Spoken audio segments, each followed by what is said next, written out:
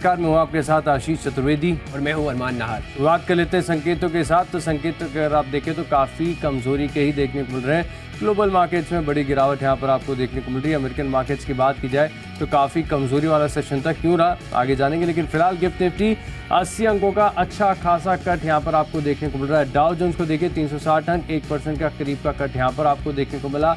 Nasdaq में गिरावट देखने को मिली और S&P 500 फ्यूचर्स 50 DMA के नीचे लुढ़क चुका है, जो कि बता रहा है कि अब यहाँ से वीकनेस आपको देखने को मिल सकती है। और एक ग्लोबल चिंता का कारण पहला कि चाइना की तरफ से जो डेटा आ रहा है लगातार वीकनेस दिखा रहा है, वहाँ पर सरप्राइज कट भी हुआ है। लेकिन ये भी चीज़ इससे मालूम पड़ती है कि वहाँ पर अगर आप देखें तो अर्थव्यवस्था की हालत थोड़ी सी कमज़ोर होती जा रही है।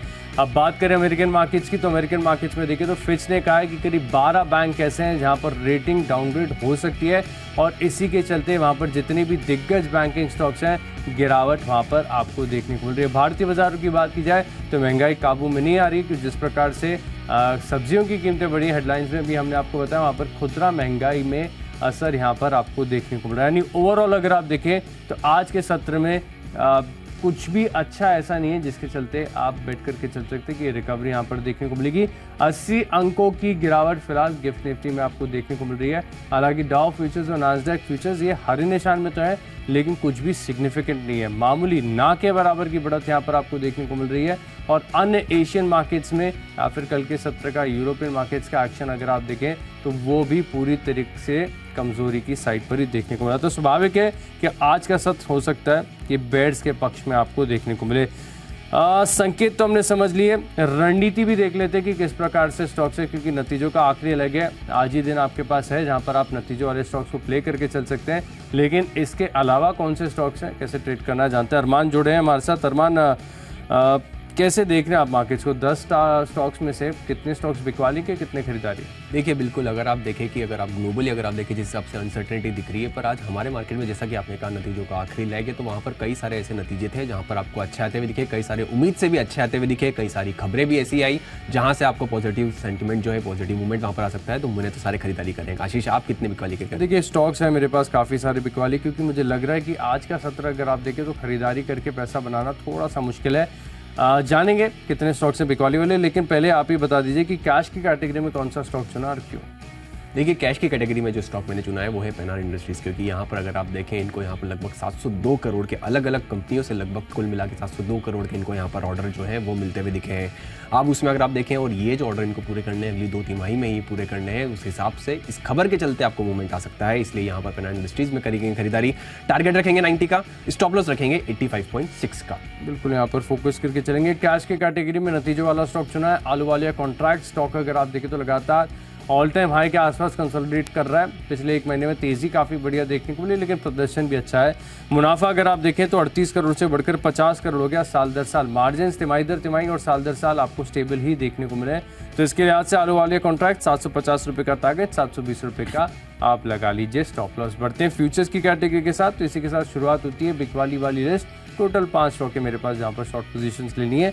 ONGC पहला नाम आता है। चार्ट पर बिल्कुल भी वीकनेस नहीं है, कोई भी दिक्कत नज़र नहीं आ रही, लेकिन खबर नेगेटिव है। इसके चलते अगर आप देखें तो जो windfall gain tax crude petroleum पर जो है लगा दिया गया है, साथ में अगर आप देखें तो डीजल पर है, ATF पर है, इसका इम्पैक्ट यहाँ पर आपको देखने को मिलेगा। तो शॉर्ट पोजीशंस बनाकर चलेंगे आप 175 रुपये के टारगेट के लिए, और स्टॉप लॉस लगाना है आपको करीब 180 रुपये का। देखिए फ्यूचर्स में जो मैंने स्टॉक लिया है वो है GMR एयरपोर्ट्स, क्योंकि यहाँ पर अगर आप नतीजे देखें तो नतीजे आपको बढ़िया दिख रहे हैं। आय में लगभग 40% के आसपास की बढ़ोतरी है। मार्जिन सबसे अगर आप देखें 29.5% से इंप्रूव होकर मार्जिन जो आते हुए दिखे वो 37% के आसपास के जो है वहाँ पर आते हुए दिखे हैं। और अगर आप नॉर्मल लेवल पर देखें जो कंपनी को पहले घाटा था, तो इस बार लगभग 17 करोड़ का मुनाफा आता हुआ दिखा है। उस हिसाब से हो सकता है यहाँ पर जो आपको मोमेंटम है वो आता हुआ दिखे, इसलिए GMR एयरपोर्ट्स में करेंगे खरीदारी। टारगेट रखेंगे 55 का और स्टॉप लॉस रखेंगे 52.6 का। ऑप्शंस के हिसाब से जो स्टॉक मैंने चुना है वो है ITC, क्योंकि अगर आप देखें नतीजे आपको बढ़िया आते हुए दिखे हैं। आप बेस्ट एवर उनका Q1 का होटल बिजनेस का आता हुआ दिखा है। सिगरेट वॉल्यूम्स जो अनुमान था 7 to 8% का, वो बढ़ के लगभग 9 से 10% के आसपास का आता हुआ दिखे हैं। और ITC होटल्स का जिस हिसाब से वैल्यूएशन निकल के आ रहा है, उस हिसाब से भी कंपैरेटिवली जो अनुमान था उससे बेहतर ही वो निकलते हुए आता है। आप ग्रॉस मार्जिन की बात करें 51% से इंप्रूव होकर 59.5% पर आते हुए दिखे हैं। आप मुनाफे की बात करें 18% बढ़कर आया 4,600 480 करोड़ का जो अनुमान था, लगभग 4,900 करोड़ के आसपास का आता हुआ दिखाया। हो सकता है कि यहाँ पर जो है आपको खरीदारी जो है वो आती हुई दिखे, इसलिए कॉल ऑप्शन बाय करेंगे 450 का, 8.75 का। यहाँ पर अगर आप टारगेट रखेंगे 12 का और स्टॉप लॉस रखेंगे 7.8 का। ऑप्शन के याद से करनी है बिकवाली आपको बैंक ऑफ बड़ौदा यहाँ पर 187 रुपये 50 पैसे का जो पुट ऑप्शन है यहाँ पर कर लीजिए खरीदारी, क्योंकि सरकारी बैंक खासतौर पर दिग्गज बैंक है, इनमें आपको वीकनेस नजर आ रही है, तो पुट ऑप्शन के माध्यम से रणनीति बनाकर चलनी है। मैं मान रहा हूँ कि दिन के दौरान गिरावट आती है तो ऑप्शन की वैल्यू बढ़कर हो जाएगी 7 रुपये। स्टॉप लॉस आपको कैलकुलेटेड लगाना है 4 रुपये का, यहाँ पर आपको गिरावट देखने को मिल सकती है। टेक्निकली काफ़ी कमज़ोर है तो बैंक ऑफ बड़ौदा मैंने चुना है बिकवाली करने के लिए। तो चलिए ऑप्शन के माध्यम से कॉल्स तो हमने जान लिए, अगली हमारी कैटेगरी है टेक्नोपिक। अरमान बताइएगा। देखिए टेक्निकली जो स्टॉक मुझे पसंद आ रहा है वो है L&T। अगर आप देखिए कैश स्पेस की बात कर रहा हूँ, आप चार्ट इनका कंपेटिबल देखेंगे काफ़ी बढ़िया दिख रहा है, उस हिसाब से आज आप L&T में कर सकते हैं खरीदारी। टारगेट रखेंगे 2715 का, स्टॉप लॉस रखेंगे 2635 का। टेक्निकली जो स्टॉक मुझे समझ में आ रहा है वो स्टॉक मैंने आपको सोमवार को भी बताया था, स्टॉक के अंदर वीकनेस काफ़ी ज़्यादा हावी हो रही है और गिरावट भी आपको देखने को मिली। जो तर्क बताया था बिल्कुल सही साबित हुआ। स्टॉक का नाम है DLF। यहाँ पर अगर आप देखें तो दोबारा बेट करके चल सकते हैं, जिन्होंने अपनी पोजीशंस बना रखी है होल्ड करके चलेंगे, जिन्होंने नहीं किया एक बार चार्ट का आकलन करके देखिए। DLF यहाँ पर अगर आप देखें तो डेली चार्ट पर ट्रिपल टॉप पैटर्न नजर आ रहा है, यानी अपमूव तो काफ़ी हद तक एग्जॉस्टेड है, लेकिन निश्चित स्तर पर अगर आप देखें तो गिरावट ज़्यादा है। हालांकि सोमवार को थोड़ी सी रिकवरी यहाँ पर देखने को मिली, लेकिन इसके बाद भी पैटर्न नेगेट नहीं हुआ है जो रिकवरी के बाद, तो मैं मान रहा हूँ कि गिरावट और देखने को मिल सकती है। और जो सोमवार के लोज हैं, क्योंकि आज बाजार का मूड मॉल ठीक ठाक नहीं है, तो 465 रुपये तक फिसल सकता है, 472 के आसपास है। अब आप अपने स्टॉप लॉसेस को ट्रेल करके 480 रुपये तक लेकर आ सकते हैं। ऑलरेडी काफ़ी लोग मुनाफे में हैं, यहाँ पर DLF शॉर्ट पोजीशंस बनाकर चलनी है। अब बढ़ते हैं हमारी अगली कैटेगरी की ओर, जो कि है फंडा पिक। और फंडा पिक के लिहाज से देखिए नतीजों का आकलन है। सेंको गोल्ड हाल ही की लिस्टिंग है, नया IPO इसके रिजल्ट आए और स्टॉक में अगर आप देखें तो कोई बड़ी मूव, बड़ी हलचल लिस्टिंग के बाद देखने को नहीं मिली। हालांकि लिस्टिंग भी अच्छे लेवल पर हुई थी, लेकिन इसके बाद कोई बड़ा दम यहाँ पर देखने को नहीं मिला। अब नतीजे आ गए और नतीजे सेल्स के हिसाब से देखें, खासतौर पर अगर आप देखें तो जो डायमंड बिक्री है इसमें साल दर साल ग्रोथ काफ़ी बढ़िया देखने को मिली है। ओवरऑल मुनाफे की बात की जाए तो 23 करोड़ से बढ़कर 28 करोड़ का आंकड़ा देखने को मिला है। तो खरीदारी कीजिए। फिलहाल के लिए ट्रेडिंग टारगेट है 420 रुपये का, राउंड फिगर 400 रुपये का आप लगा लीजिए स्टॉप लॉस। देखिए फंडामेंटली जो स्टॉक मैंने चुना है वो मैं पहली बार यहाँ पर देता हुआ दिख रहा हूँ, वो है रेलटेल। क्योंकि अगर आप देखें यहाँ पर ये स्टेशन वाईफाई प्रोजेक्ट्स जो है वहाँ पर तो है ही सही, लगभग 6000 से ज़्यादा रेलवे स्टेशन पर अगर आप कहीं पर भी अगर रेस्टोरेंट जाते हो आपको रेल वायर करके अगर आपको आता होगा तो वो इसी कंपनी का है। 61,000 किलोमीटर के आसपास का इनका ऑप्टिकल फाइबर नेटवर्क है।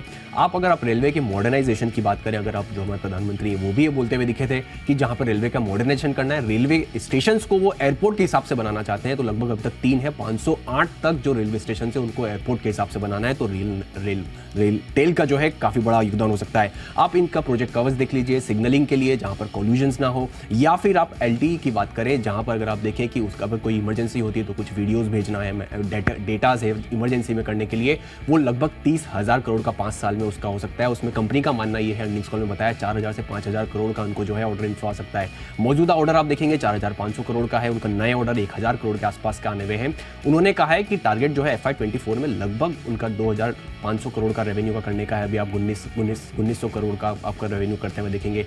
इनके 5 सेगमेंट देख लीजिए, सब सेगमेंट मिला के अगर आप देखेंगे तो वहाँ पर आपको ग्रोथ अच्छी आ सकती है, इसलिए यहाँ पर आप करेंगे खरीदारी इन्वेस्टमेंट के हिसाब से। और टारगेट अगर आप रखेंगे 200 का, ड्यूरेशन रखेंगे 1 साल का। इन्वेस्टमेंट के हिसाब से जो स्टॉक मैंने चुना है वो है स्नोमैन लॉजिस्टिक, क्योंकि अगर आप देखें यहाँ पर नतीजे तो है ही सही, एक्सपांशन थे पिछले 3 क्वार्टर्स में आप लगातार इनकी ग्रोथ देख लीजिए। कस्टमर्स में ग्रोथ देख लीजिए 700 से बढ़कर 762, वर्कफोर्स की ग्रोथ देख लीजिए 2,200 से बढ़कर 2,400, पैलेट्स जितने हैंडल कर हैं उसमें ग्रोथ देख लीजिए 3.62 से बढ़कर 4.15, सिटीज में रीच देख लीजिए 17 से बढ़कर 19, व्हीकल्स की रीच देख लीजिए 523 से बढ़कर 612, सभी जगह आपको बढ़िया ग्रोथ दिख लीजिए। स्नोमैन लॉजिस्टिक में करेंगे खरीदारी, ड्यूरेशन रखेंगे 1 साल का, टारगेट रखेंगे 60 का। देखिए निवेश के लिहाज से जो स्टॉक मुझे समझ में आ रहा है वो है J&K बैंक। टेक्निकल तौर पर ये आइडेंटिफाई किया है। नतीजों में के हिसाब से देखें तो ओवरऑल काफ़ी क्वार्टर्स में एक टर्न अराउंड यहाँ पर विजिबल है, ग्रोथ काफ़ी बढ़िया देखने को मिली और स्टॉक ऐसा है कि यहाँ पर अगर आप देखें तो अपनी वॉच लिस्ट में ऐड करके रख लीजिए। जैसे ही थोड़ा सा नीचे मिले, करेक्शन मिले तो एक्यूमुलेट कीजिए। ये बात ज़रूर है कि सरकारी दिग्गज बैंकों में वीकनेस है, लेकिन छोटे स्केल के जैसे IOB है, सेंट्रल बैंक है, J&K बैंक है, इनमें अभी भी वैल्यू खासतौर पर जिस प्रकार से भाव यहाँ पर चल रहे हैं काफ़ी बढ़िया लग रहे हैं। टेक्निकल्स अच्छे हैं, 96 रुपये का टारगेट है, 12 महीने का व्यू बनाकर आप यहाँ पर चल सकते हैं J&K बैंक में। खबरों के लिहाज से देखें तो समझ आ रहा है डिविस लैब खबर आ रही है कि यहाँ पर जेफरीज की तरफ से एक रिपोर्ट आई है जहाँ पर खरीदारी की राय को बरकरार रखा है और जो लक्ष्य है वो 3,610 रुपये से बढ़ाकर सीधे 4,300 रुपये कर दिया है। इसके चलते मैं मान रहा हूँ कि इंट्राडे का इम्पैक्ट यहाँ पर आपको देखने को मिल सकता है। 3,835 का टारगेट है, स्टॉप लॉस लगाइए राउंड फिगर 3700 रुपये का। देखिए खबरों के हिसाब से जो स्टॉक मैंने चुना है वो है इन्फोसिस, क्योंकि यहाँ पर खबर आती थी कि लिबर्टी ग्लोबल के साथ इन्होंने स्ट्रेटेजिक कोलैबोरेशन जो है वो आगे बढ़ा दिया है। पहले अगर 5 साल की अवधि देखें तो लगभग अगर आप बात करें 13,000 करोड़ के आसपास का जो है वो उसकी सेवाएं इतनी तक की सेवा दे सकते हैं और वो प्रोजेक्ट जो है आगे भी बढ़ सकता है। उसके चलते आपको यहाँ पर देखेंगे आज मोमेंटम हो सकता है आता हुआ दिखे। कैश स्पेस की बात कर रहा हूँ मैं, टारगेट रखेंगे 1435 का और स्टॉप लॉस रखेंगे 1378 का। अब खबरों तक तो हम ऑलरेडी पहुंच गए, अभी ऑप्शंस अगर आप देखें आखिरी कैटेगरी हमारी तरफ से माई चॉइस पहले जान लेते हैं। स्टॉक है मेरी तरफ से भारतीय एयरटेल, जहां पर आपको करनी है बिकवाली। टेक्निकल स्ट्रक्चर काफी वीक नजर आ रहा है, खासतौर पर अगर आप देखें तो डेली चार्ट पर बड़ी दूर से आपको आसानी से विजिबल आ जाएगा।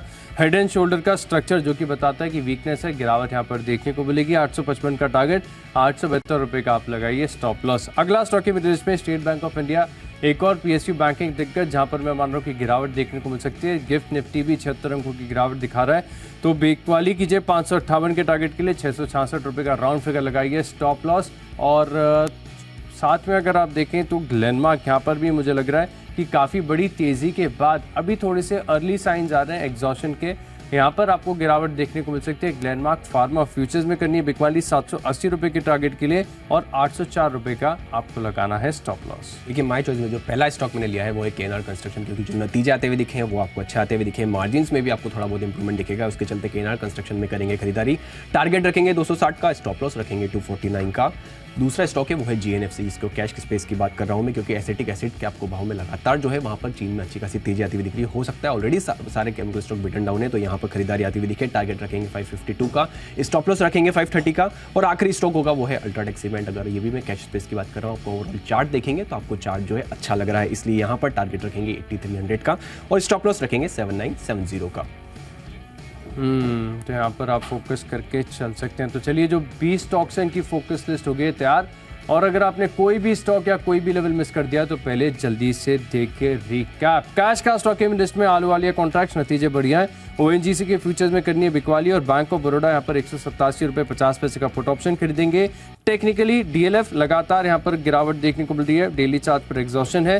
फंडामेंटली सेंको गोल्ड के नतीजे बढ़िया हैं, जेएनके बैंक निवेश करके चलेंगे और जेफरीज का टारगेट अपग्रेड हुआ है, डिविस लैब पर इसका असर देखने को मिलेगा। भारतीय एयरटेल का स्ट्रक्चर कमजोर है, state bank of India, Glenmark यहाँ पर भी आपको करनी है बिकवाली। इन 10 स्टॉक में मेरा कन्विक्शन सबसे ज्यादा है भारतीय एयरटेल, जहां पर अगर आप देखें तो डेली चार्ट्स पर हेड एंड शोल्डर का जो पैटर्न है वो विजिबल नजर आ रहा है। 855 रुपये के लक्ष्य के लिए शॉर्ट पोजीशन लेंगे। कर लेते हैं रिकैप। कैश में पेना इंडस्ट्रीज जो इनको ऑर्डर मिला उसके चलते यहाँ पे करेंगे खरीदारी। जीएमआर एयरपोर्ट जो बढ़िया नतीजे आए थे। आईटीसी यहाँ पर भी जो नतीजों के चलते कॉल ऑप्शन में करेंगे खरीदारी। फंडामेंटली रेलटेल बढ़िया लग रहा है, इन्वेस्टमेंट के हिसाब से स्नोमैन लॉजिस्टिक अच्छा लग रहा है, खबरों के हिसाब से इन्फोसिस में करेंगे खरीदारी।